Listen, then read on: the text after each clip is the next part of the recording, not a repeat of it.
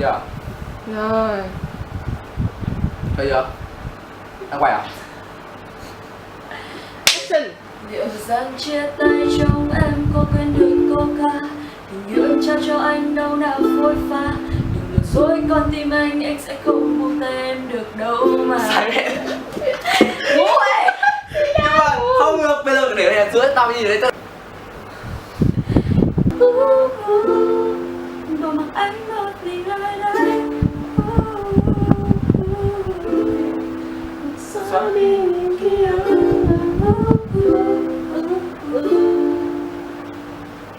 Không nhớ Không có nhiều. Đấy được rồi đấy. Tôi một kế hoạch vỡ lở chỉ vì đi ăn sáng. Ayo. Khi xưa ba bé hơn đàn, nghe guitar rung lên chưa bao giờ sao lãng. Dây buông dây bấm ngân vang, âm thanh đi khắp không gian. Piano lại khó hơn nhiều. Ôi chết nhầm. Tao nó quay về này, Cinnamon. Phải dễ hồn.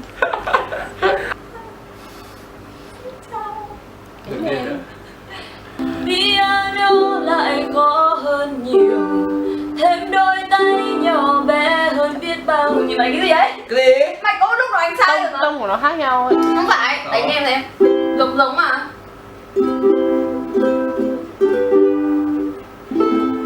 Có lúc mày sai đấy. Có lúc anh sai. Thôi mày lại nhá. Cút đi. Thế sao mày quay lại làm gì? Mày quay đổi gì? Kệ nó, em lấy xịn nhá. Nào, bóc lại cái giấy mày không xong à. Nhỉ. Đấy, con này. 2, 3. Khi xưa ba bé hơn đàn, nghe guitar rung lên chưa bao giờ sao lãng. Dây buông dây bấm ngân vang, âm thanh đi khắp không gian. Piano lại khó hơn nhiều, Thêm đôi tay nhỏ bé hơn biết bao nhiêu. Vẫn lên trên mặt đàn, vẫn ước mơ ngập tràn. Âm thanh đi khắp không gian. khi 3 lên 8 lên 10.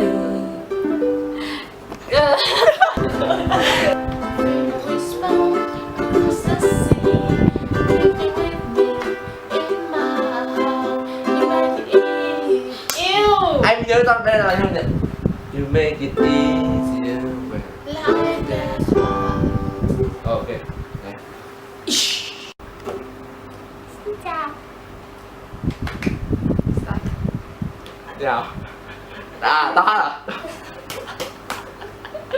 Chưa, bên hát nhau. Lại. Tao muốn cười. Chị nào, bên nhau. Mày bắt đầu. Rồi. Sau đây là Đừng nói nữa. chỉ với các bạn đấy nhá. Do you hear me? I'm talking to you. Đập cơ mà. Đúng rồi, mày bảo nhanh thế. Mày không đập đi. Ai biết được mày bảo start chứ. Cười chả.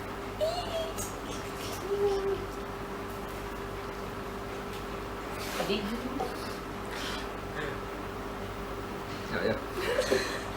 Ok. Ai mà nhớ được. Rồi, Tình nào thấy lệch tông các bạn. Nào, cái đi. quay rồi. Lucky I'm in love with my best friend. Lucky to have been where I have been. Lucky to be coming home again.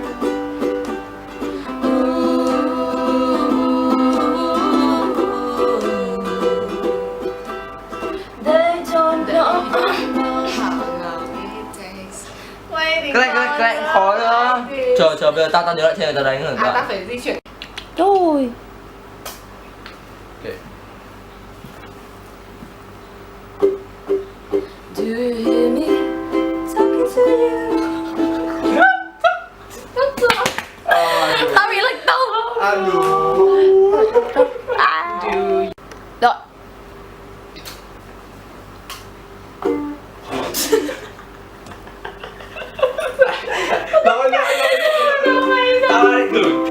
Lucky in love in every way.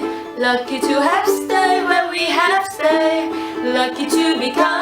home someday.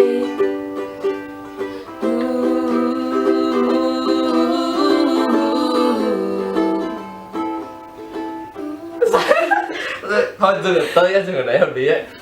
Một lời kiểu lúc nào mình sẽ hát một lời. Lúc nào chị hát một lời.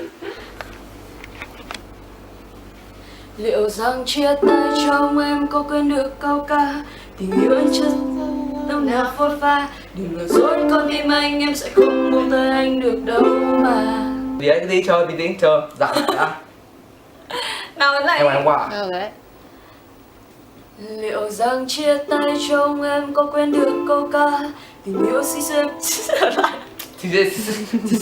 Trong em sao còn giả dối anh không buồn, vui mình trong mơ anh không buồn, đi tìm giấc mơ ngày hôm nào.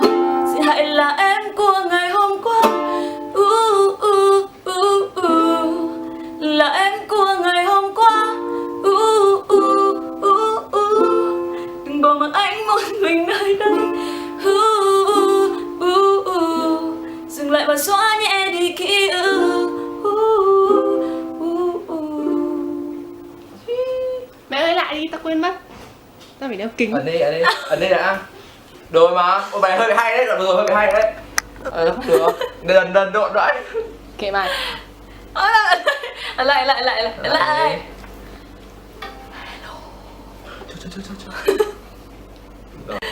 Lại và xóa nhẹ đi ký ức. Nhầm.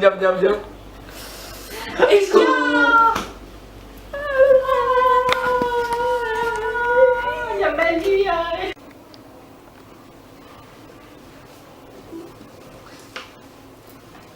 Liệu rằng chia tay trong em có quên được câu ca tình yêu. Cái gì vậy? Trời ơi. Bây giờ. Còn có 10 phút thôi. Nước mắt yêu đôi đâu cứ quay lại nơi anh. Em biết rằng cơn mưa qua đâu che lấp được nụ cười đau thương kia. Nước mắt đó vẫn rơi vì em, oh baby. Đừng nhìn anh nữa, đôi mắt ngày xưa giờ ở đâu em còn là em đã xa rồi, em đã quay lưng qua tên đi à. Tình yêu trong em thôi còn giả dối anh không buồn, vui mình trong mơ anh không buồn, đi tìm giấc mơ ngày hôm nào. Xin hãy là em của ngày hôm qua. Là em của ngày hôm qua. Đừng bỏ mặc anh một mình nơi đây.